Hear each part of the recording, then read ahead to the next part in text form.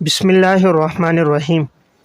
بات چل رہی تھی درس قرآن کیسے دیں اس عنوان پر، اور اس عنوان میں منتخب آیات کی نشاندہی پر بات ہو رہی تھی کہ کن کن آیات پہ درس دیا جائے، کہ جن آیات میں چند احکامات کا تذکرہ آیا ہے اور ان احکامات کے تذکرے میں 7 احادیث کا تذکرہ ہو اور 7 واقعات کا بیان ہو۔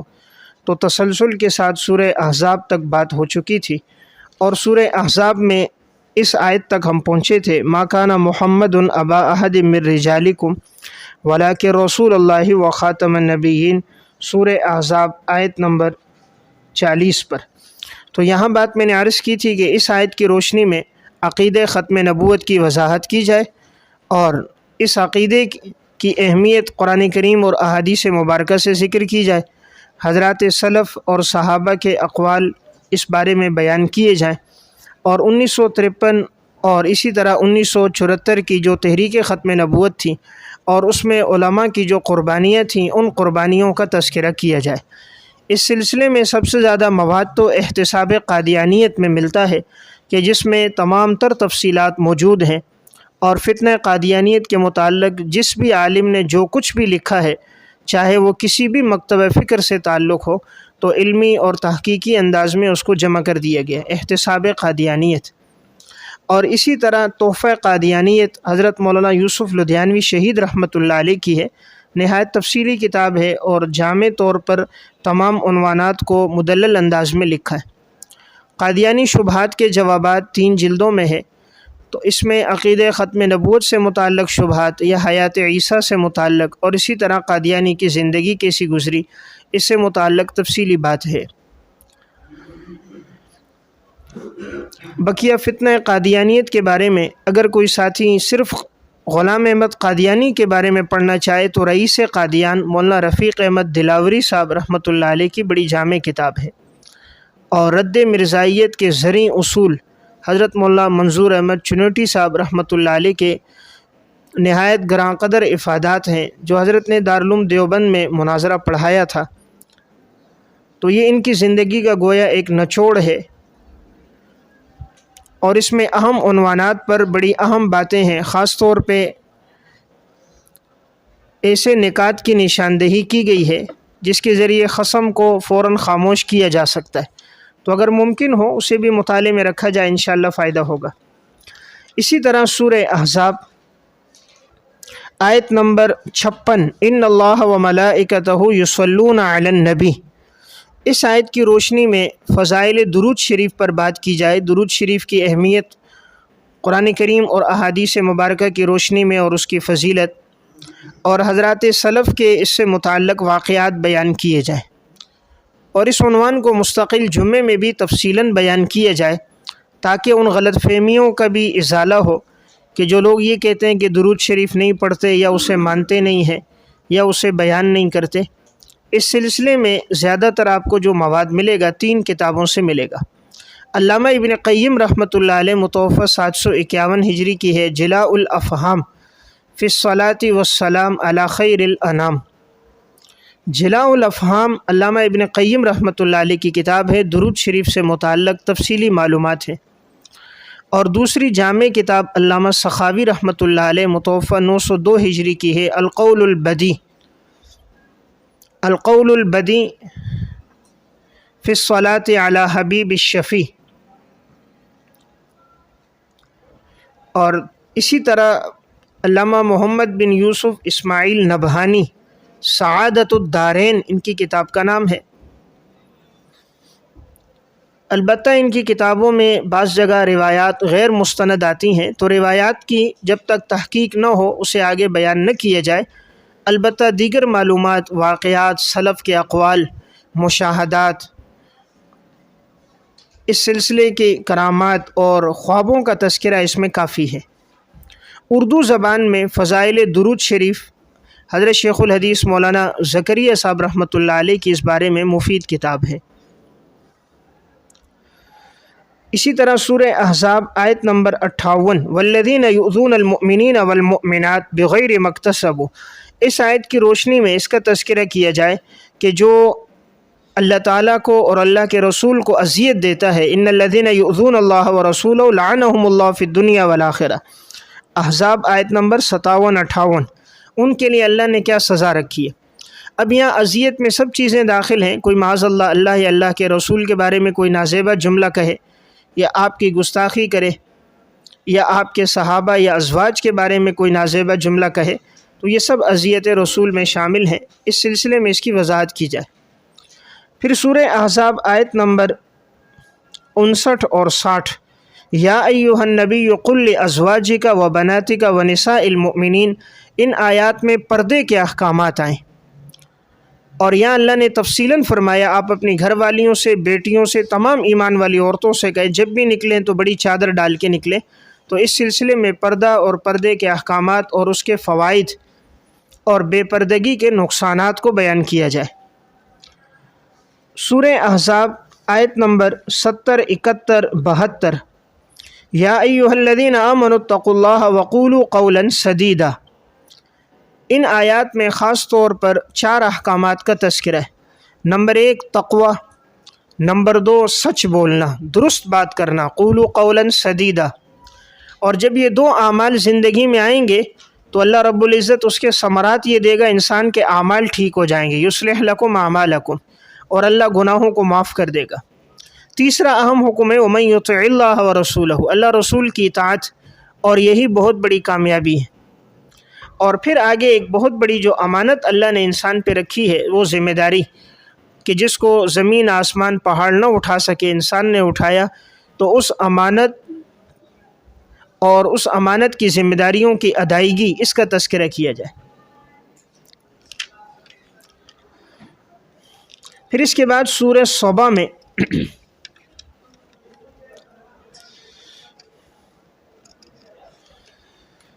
آیت نمبر 39-40، قل ان ربی یبسط الرزق لمن یشاء من عباده ویقدر له، ان آیات کے اندر اللہ تعالیٰ نے رزق سے متعلق اہم احکامات بیان کیے ہیں کہ اللہ جس کے رزق کو چاہے کشادہ کرے یا تنگ کرے، اور اللہ کے راستے میں جو خرچ کرتا ہے اللہ بہترین بدلہ دیتا ہے۔ وما انفقتم من شیء فهو یخلفہ، تو یہاں انفاق فی سبیل اللہ کا، رزق میں برکت کا اور برکت کے واقعات کا ضمناً تذکرہ کیا جائے کہ رزق میں برکت کن اعمال سے آتی ہے، ان اعمال کا ذکر ہو۔ تو الحمدللہ اس طرح کے 40 اعمال اللہ نے توفیق دیے میں نے بیان کیے تھے، وہ نصوص کی روشنی میں ہے کہ رزق میں برکت کے 40 اعمال و اسباب۔ تو اگر کوئی ساتھی سننا چاہے تو وہ بیان ہے، تو اس میں 3 نشستوں میں بیان ہوا تھا، اس میں 40 اعمال ہے، اور ہر عمل کے ساتھ کوئی نص موجود ہے کہ اس کی روشنی میں رزق میں برکت آ رہی ہے۔ جیسے اب تقوی ہے، وَلَوْ أَنَّ أَهْلَ الْقُرَىٰ آمَنُوا وَاتَّقَوْا لَفَتَحْنَا عَلَيْهِمْ بَرَكَاتٍ مِّنَ السَّمَاءِ، اور یہ اسی طرح نماز ہے کہ وَأْمُرْ أَهْلَكَ بِالصَّلَاةِ وَاصْطَبِرْ عَلَيْهَا لَا نَسْأَلُكَ رِزْقًا نَحْنُ نَرْزُقُكَ، تو اللہ نے نماز کے ساتھ رزق کو جوڑا ہے۔ اولاد کے ساتھ ہے کہ لا تقتلوا اولادکم خشیۃ املاق، ان کو مت قتل کرو، ہم تمہیں بھی رزق دیں گے انہیں بھی دیں گے۔ اس طرح کے 40 احکامات ملے تھے کہ جن سے رزق میں برکت ہے، تو اگر ان پر بھی درس دیا جائے یا ان 40 اعمال کی نشاندہی کی جائے یا پروجیکٹر کی مدد سے آج کے دور میں عوام میں درس دیا جائے تو انشاءاللہ فائدہ ہوگا کہ ان اعمال کو اختیار کریں، برکت ہوگی نا۔ آج کل تو لوگوں کا ذہن بنا ہے پیسہ بڑھانا ہے بینک میں رکھو، کاروبار سودی کاروبار میں لگا لو، رشوت میں دے دو، سود میں دے دو، پیسہ بڑھ جائے گا، اور اس طرح کے ناجائز اس میں پڑے ہوتے ہیں۔ اگر ان کو اعمال کی طرف توجہ دلائی جائے تو اس کا فائدہ زیادہ ہوتا ہے۔ اس کے بعد سورہ فاطر آیت نمبر 15 سے لے کر آیت نمبر 26 تک، اس رکوع میں بڑے اہم احکامات بیان ہوئے ہیں۔ یا ایھا الناس انتم الفقراء الی اللہ واللہ هو الغنی الحمید، یعنی اس میں انسان کو اللہ رب العزت کی طرف متوجہ کیا گیا کہ انسان در حقیقت فقیر اور غریب ہے، مفلس ہے، اللہ تعالیٰ کی ذات مستغنی اور غنی ہے۔ تو یہاں ذات باری تعالیٰ کے اوصاف، صفات، اللہ کی طرف متوجہ ہونا اور مانگنا، اس کا تذکرہ ہے، اور آگے اللہ کی بڑی انعامات اور نعمتوں کا ذکر ہے۔ پھر سورہ فاطر آیت نمبر 28، وَمِنَ النَّاسِ وَالدَّوَابِّ وَالْأَنْعَامِ مُخْتَلِفٌ أَلْوَانُهُ كَذَلِكَ إِنَّمَا يَخْشَى اللَّهَ مِنْ عِبَادِهِ الْعُلَمَاءُ، اس آیت کے ذیل میں علماء کا مقام مرتبہ، علماء کے فضائل، ان کے متعلق احادیث میں جو بشارتیں اور فضیلتیں ہیں ان کا تذکرہ، علماء کی قربانیاں، معاشرے میں ان کی اہمیت اور ضرورت، اور ان کی تصنیف اور تالیف اور تحقیق، اور معاشرے میں علماء کا کردار اور علماء کے اوصاف۔ اگر اس آیت کے ذیل میں ان چیزوں کا تذکرہ ہو، امید ہے انشاءاللہ فائدہ ہوگا۔ اس کے بعد سورہ یاسین ہے، اور اگر ممکن ہو سورہ یاسین کا مکمل درس دیا جائے۔ سورہ یاسین، سورہ یوسف، سورہ نور۔ اب سورہ یاسین قرآن کریم کا دل ہے، تو آخر اس کو جو دل کہا گیا کس وجہ سے کہا گیا؟ اس کی وجہ یہ ہے کہ اس میں تمام احکامات آ گئے، شریعت کے جتنے اہم اور بنیادی احکامات ہیں انہیں اس میں بڑی تفصیل سے بیان کیا گیا ہے، بڑے واضح الفاظ میں ہے۔ اس میں توحید بھی ہے، رسالت بھی ہے، معاد بھی ہے، اللہ تعالیٰ کی بڑی نعمتوں کا تذکرہ ہے، موت سے بعد اٹھائے جانے کا تذکرہ ہے۔ تو بڑے اہم احکامات آئے ہیں۔ عموماً اس طرف توجہ نہیں کی جاتی، صرف برکت کے لیے اسے پڑھا تو جاتا ہے، لیکن مضامین میں غور و فکر نہیں کی جاتی۔ اور اس طرح کی کوئی اردو میں تفسیر بھی نہیں الگ سے طبع کہ جس میں سورہ یاسین کے رموز، اسرار بیان کیے گئے۔ تو اگر کوئی ساتھی اردو میں الگ سے سورہ رحمان اور یاسین پر کام کر کے الگ سے طبع کرے، عوامی انداز میں ان کے اسرار و رموز اور اس میں موجود بلاغت اور لطائف کو ذکر کرے، انشاءاللہ امید ہے اس کا فائدہ ہوگا۔ اس کے بعد سورہ صافات میں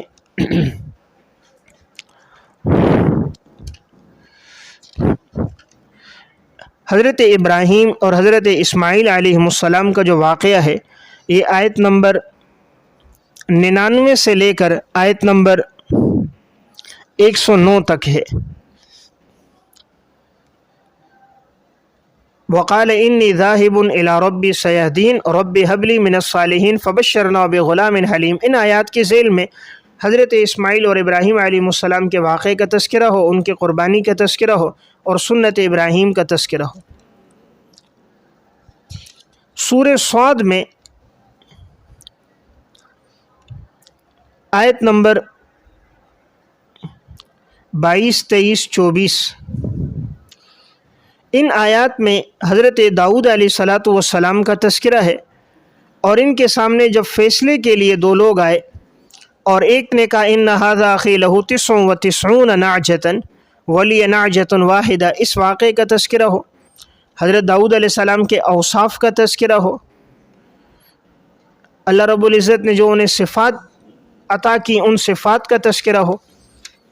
اسی طرح آگے حضرت سلیمان علیہ السلام اور ان کے معجزات، اور حضرت سلیمان علیہ السلام کی شب بیداری کا تذکرہ ہو۔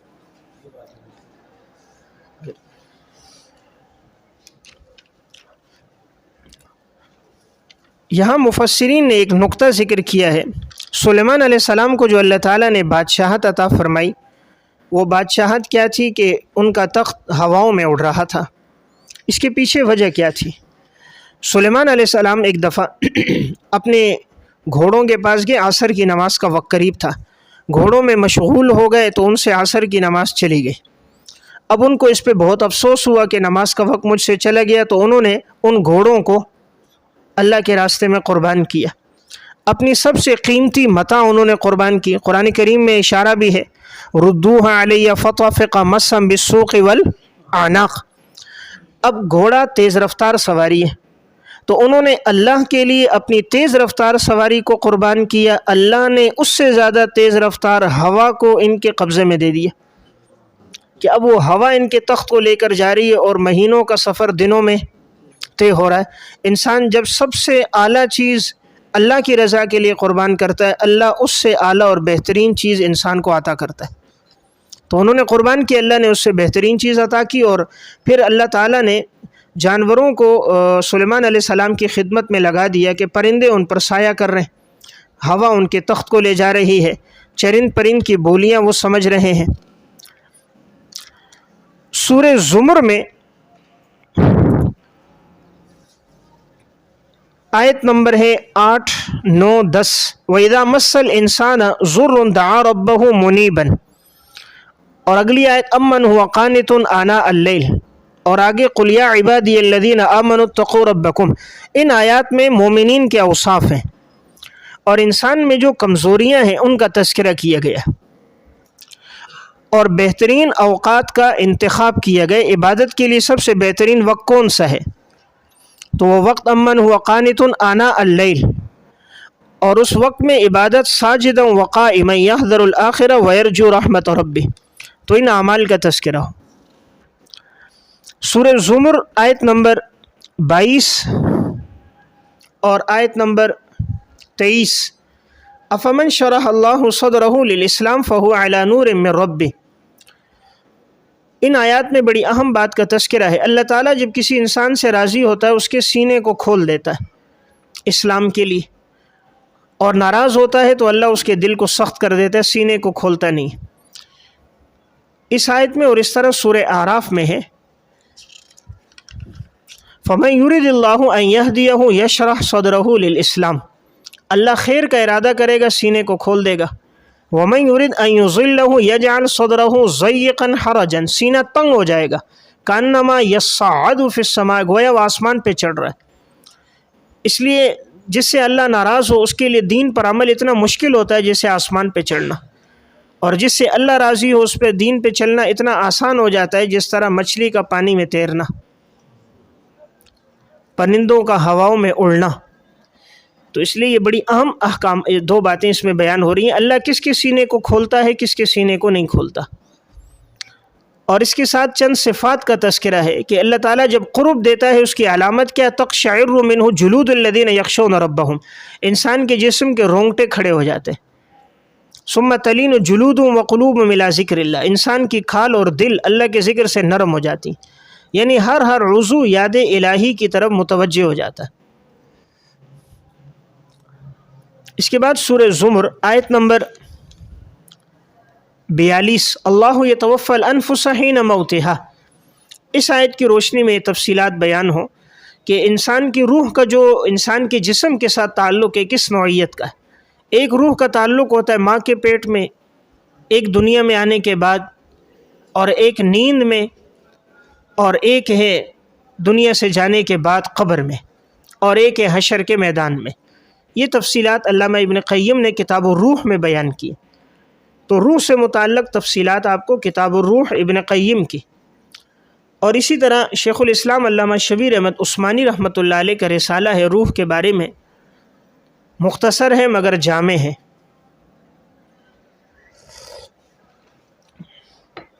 سورہ زمر آیت نمبر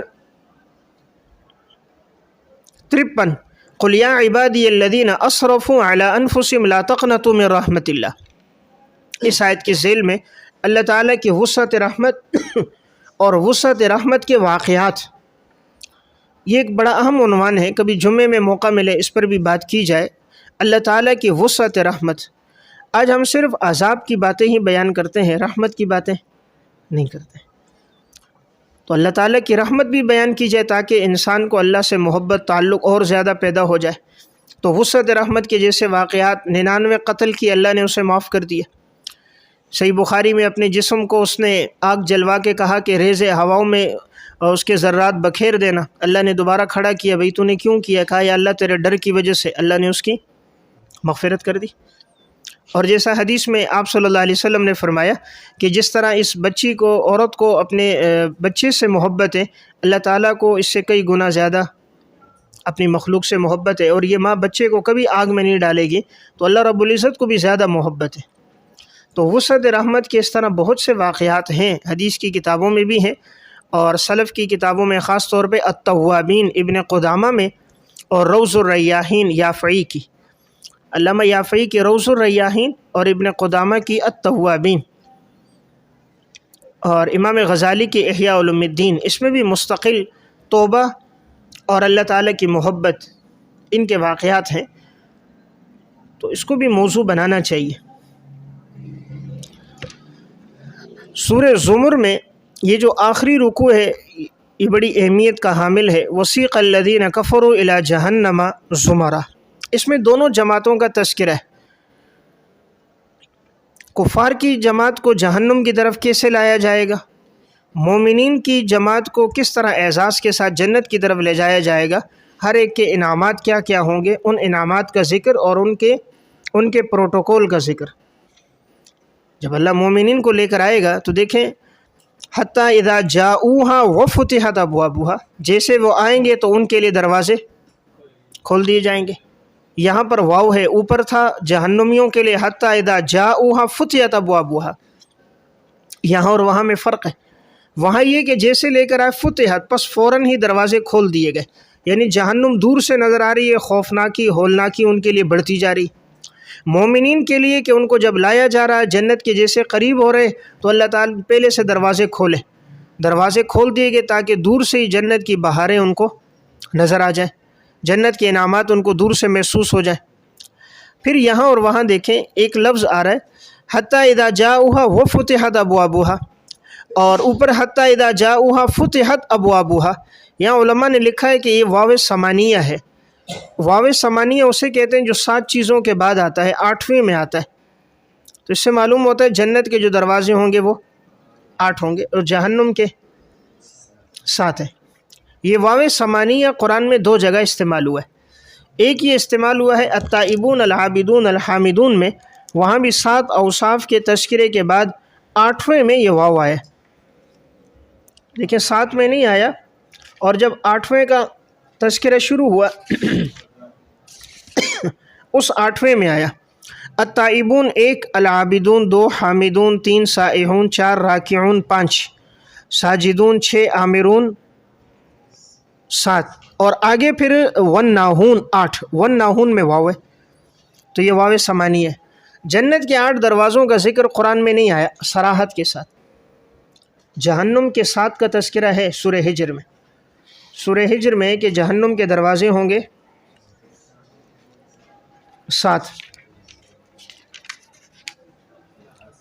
لہا 7 ابواب لکل باب منہم جزء مقسوم، تو اب جنت کے جو 8 ہیں ان کا تذکرہ کہیں صراحتاً نہیں آتا، تو یہ اس آیت سے معلوم ہو رہا ہے کہ یہ واو ثمانیہ ہے۔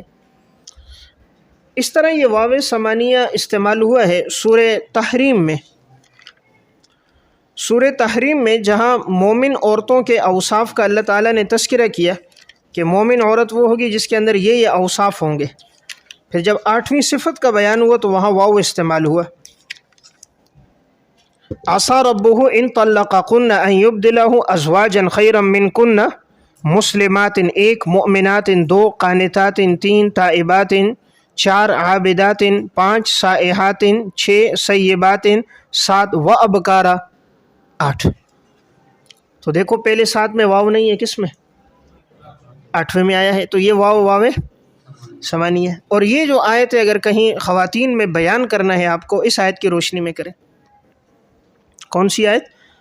عسیٰ ربہ ان طلقکن ان یبدلہ ازواجا خیرا منکن مسلمات، مومن عورت کے کیا اوصاف ہونے چاہیے؟ تو قرآن کریم میں 2 مقامات ایسے ہیں جن میں عورتوں کے اوصاف کا تذکرہ ہے۔ نمبر 1 سورہ ممتحنہ، یا ایھا النبی اذا جاءک المؤمنات یبایعنک علی الا یشرکن باللہ شیئا، آیت نمبر 12 اور 13۔ آپ صلی اللہ علیہ وسلم جب عورتوں سے بیعت لیتے تھے کن باتوں پر بیعت لیتے؟ نمبر 1 شرک نہیں کریں گے، نمبر 2 ولا یسرقن چوری، نمبر 3 ولا یزنین زنا، نمبر 4 ولا یقتلن اولادہن، نمبر 5 ولا یأتین ببہتان یفترین بین ایدیہن وارجلہن، نمبر 6 ولا یعصینک فی معروف فبایعہن واستغفر لہن اللہ۔ تو کتنے اوصاف ہوئے؟ 6، اور اگر یہاں 7 ملا دیے جائیں تو یہ 6 اور 7 13، تو 13 اوصاف گویا قرآن کریم کے ان 2 آیات میں آ گئے، اور اگر اس کے ساتھ ان المسلمین والمسلمات کو ملاؤ تو 10 وہ ہیں، تو 13 اور 10 23 ہو گئے، اور قد افلح المومنون میں مومنین وہ بھی ہیں، ان کو شامل کرو تو 23 اور 7 30، اور اگر عباد الرحمن کے 13 اوصاف بھی ملاؤ تو کتنے ہو گئے؟ 43 اوصاف ہیں، 7 اس کے ساتھ التائبون والے جوڑ دو، ہیں تو 9، تو ان میں سے بعض یہ ہے کہ تکرار ہے، تو یہ 50 اوصاف میں نے آپ کو بتا دیے۔ خواتین میں 3 مہینے تک آپ کا بیان چلے گا۔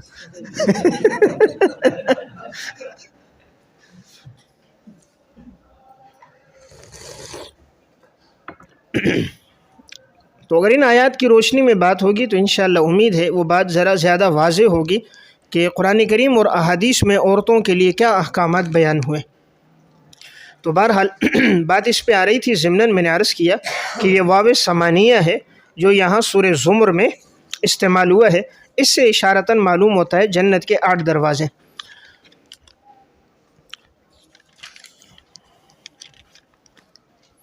اس کے بعد سورہ حامیم سجدہ، اس میں وقال الذین کفروا لا تسمعوا، یہ آیت نمبر 26 سے لے کر آیت نمبر 28 تک، 28 نہیں 38 سے آیت نمبر 38 تک یہ 1.5 رکوع بنتا ہے۔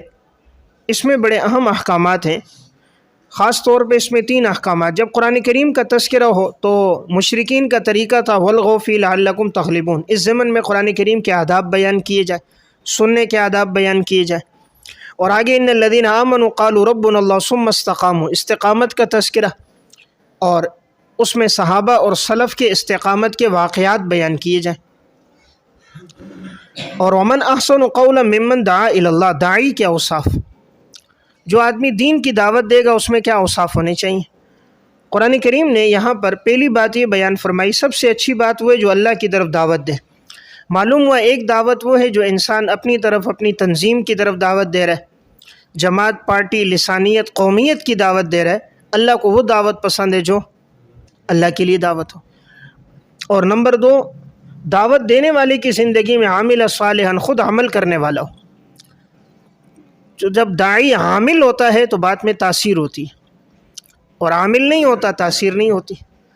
اور تیسرا یہ کہ وہ اپنا تعارف کس طرح کرائے، وقال اننی من المسلمین، میں کون ہوں؟ مسلمان۔ یہ تعارف نہیں کہ میں فلاں مسلک سے تعلق رکھتا ہوں، فلاں مسلک کے ساتھ تعلق ہے، تو اپنا تعارف کراتے وقت یہ تعارف ہے جی ہم مسلمان ہیں۔ مسلمان تعارف ہے، دعوت الی اللہ ہے، اور زندگی میں عمل ہے۔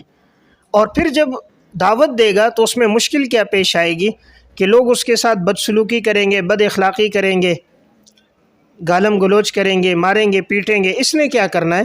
تو لا تستوی الحسنۃ ولا السیئۃ ادفع بالتی ہی احسن فاذا الذی بینک وبینہ عداوۃ کانہ ولی حمیم، جس نے اس کے ساتھ برائی کی اس کے ساتھ اچھائی کرے، وہی برائی کرنے والا اس کا جگری دوست بن جائے گا۔ تو داعی کا وصف کیا ہے؟ حسن اخلاق، برداشت، تحمل مزاجی، عفو و درگزر، معافی کو اپنانا، جیسے آپ صلی اللہ علیہ وسلم کی زندگی میں تھا۔ تو یہ بڑے اہم اوصاف ہیں۔ اگر اس پر بات ہو تو اس پر میں نے بھی ایک درس دیا ہے، داعی کے 30 اوصاف۔ جو آدمی دین کی دعوت دے اس میں کتنے اوصاف ہونے چاہیے؟ تو 30 اوصاف کا تذکرہ ہے۔ انشاءاللہ امید ہے اگر اس کی روشنی میں دعوت ہو تو اس کا فائدہ زیادہ ہوگا۔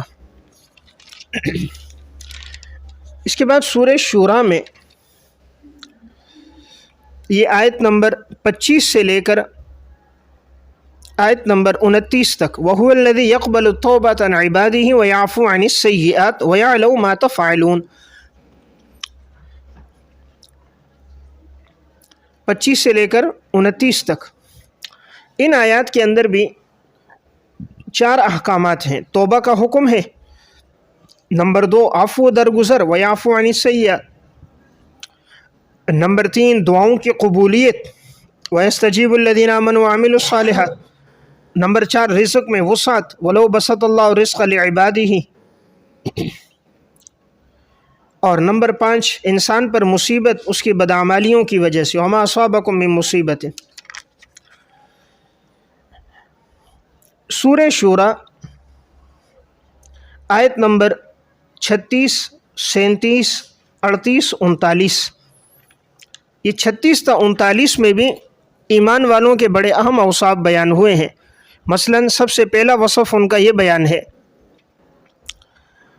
فما اوتیتم من شیء فمتاع الحیات الدنیا وما عند اللہ خیر وابقى للذین آمنوا، نمبر 2 وعلی ربهم یتوکلون، اور نمبر 3 والذین یجتنبون کبائر الاثم والفواحش، نمبر 4 وَإِذَا مَا غَضِبُوا هُمْ يَغْفِرُونَ۔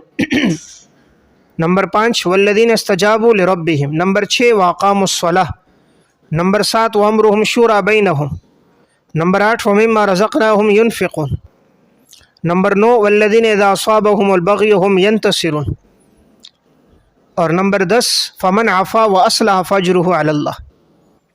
تو اگر ان آیات کی روشنی میں یہ اوصاف کا تذکرہ ہو اور مناسبت کے ساتھ واقعات بیان کر دیے جائیں، انشاءاللہ فائدہ ہوگا۔ سورہ شورى آیت نمبر 49 اور 50، للہ ملک السماوات والارض یخلق ما یشاء یہب لمن یشاء اناثا۔ ان آیات کے ذیل میں اولاد کا تذکرہ، اولاد کی تربیت،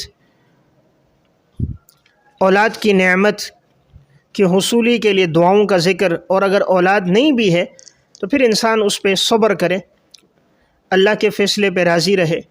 اس ضمن میں بات کی جائے اور شرک اور بدعات کی تردید بھی ہو، اور بعض لوگ جو اولاد کے حصول کے لیے ناجائز اقدامات کر رہے ہوتے ہیں ان سے بچاؤ کا تذکرہ بھی ہو۔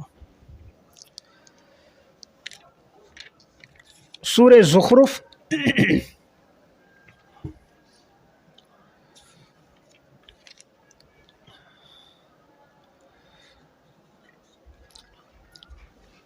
آیت نمبر 66 تا 71،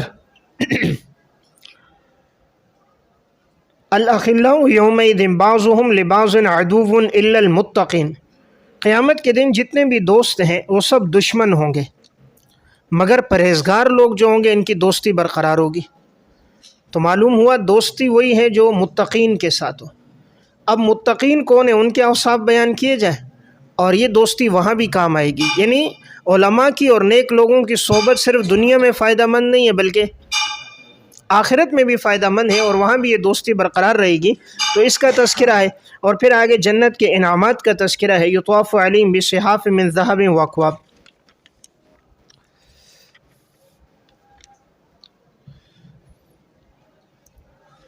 سورہ دخان آیت نمبر 43 تا 59، اس میں جہنم اور جہنم کی ہولناکیوں کا بیان۔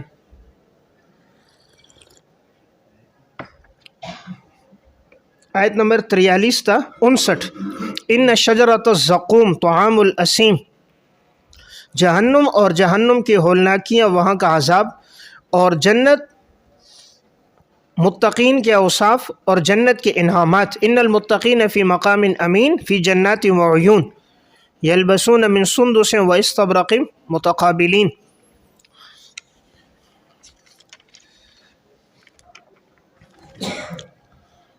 سورہ احقاف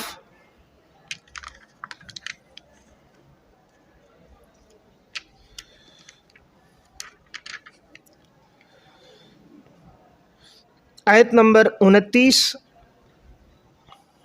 30، وَإِذْ صَرَفْنَا إِلَيْكَ نَفَرًا مِّنَ الْجِنِّ يَسْتَمِعُونَ الْقُرْآنَ۔ جنات کی جماعت نے جو قرآن کریم سنا اور توجہ سے سنا، بعد میں یہ ایمان لے کر آئے۔ یہاں قرآن کی تاثیر کے واقعات بیان کیے جائیں۔ قرآن سن کر کون کون لوگ مسلمان ہوئے، تاثیر قرآن، اس قسم کے چند واقعات حضرت علامہ ڈاکٹر خالد محمود صاحب رحمۃ اللہ علیہ کی آثار التنزیل میں بھی ہیں۔ آثار التنزیل قرآن کریم کی تاثیر کے واقعات۔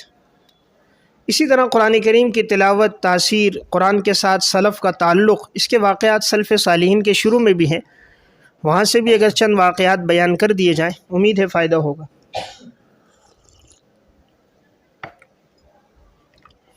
سورہ محمد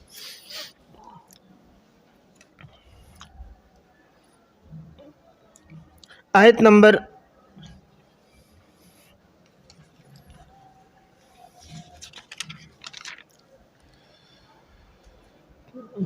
15-16، مثل الجنت التی وعد المتقون فیہا انہار من ماء غیر آسن۔ ان آیات کے ضمن میں جنت اور جنت میں موجود نہروں کا تذکرہ۔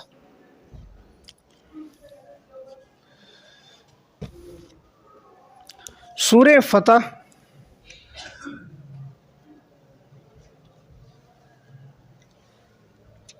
آیت نمبر 8 اور 9 انا ارسلناک شاہدا و مبشرا و نذیرا، اس میں آپ صلی اللہ علیہ وسلم کے اوصاف کا تذکرہ ہے۔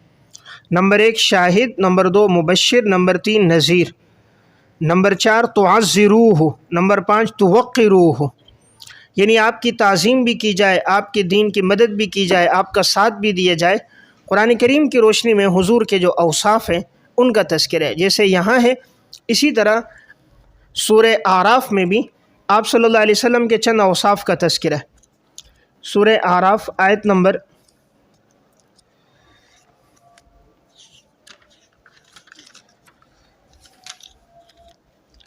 'فالذین آمنوا بہ وعزروہ ونصروہ واتبعوا النور الذی انزل معہ'، آیت نمبر 157۔ اس کے شروع میں بھی 'الذین یتبعون رسول النبی الامی الذی'، 157۔ اور اس طرح آپ صلی اللہ علیہ وسلم کے اوصاف سورہ احزاب آیت نمبر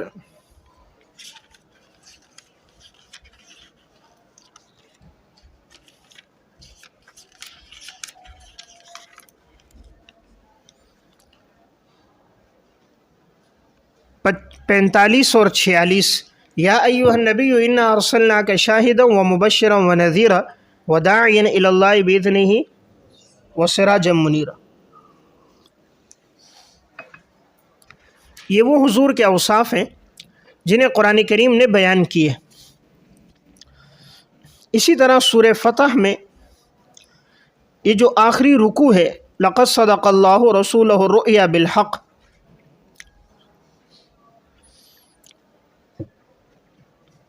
اس آخری رکوع میں چند اہم بڑے احکامات کا تذکرہ ہے، خاص طور پہ والذین معہ اشداء علی الکفار، صحابہ اکرام کے اوصاف،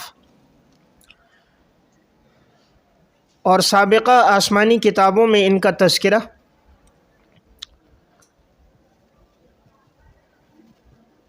اور ان کے اوصاف میں چند اہم اوصاف کا تذکرہ۔ نمبر 1 والذین معہ، حضور کے ساتھ ہونا یعنی معیت رسول۔ نمبر 2 کفر کے مقابلے میں سخت۔ نمبر 3 آپس میں رحم دل۔ نمبر 4 رکوع اور سجدہ یعنی عبادت کا اہتمام۔ نمبر 5 اللہ کی رضا تلاش کرنا یعنی ریاکاری نہیں، اخلاص۔ نمبر 6 ان کے چہرے کے آثار پر بھی ہر وقت صداقت، سچائی، نورانیت، روحانیت، اور ان کی یہ مثالیں تورات اور انجیل میں بھی موجود ہیں۔ تو بہرحال ان آیات کی روشنی میں اگر صحابہ اکرام کے اوصاف کا تذکرہ کیا جائے تو امید انشاءاللہ فائدہ ہوگا۔ اس آیت کی اچھی تشریح قرطبی روح المعانی۔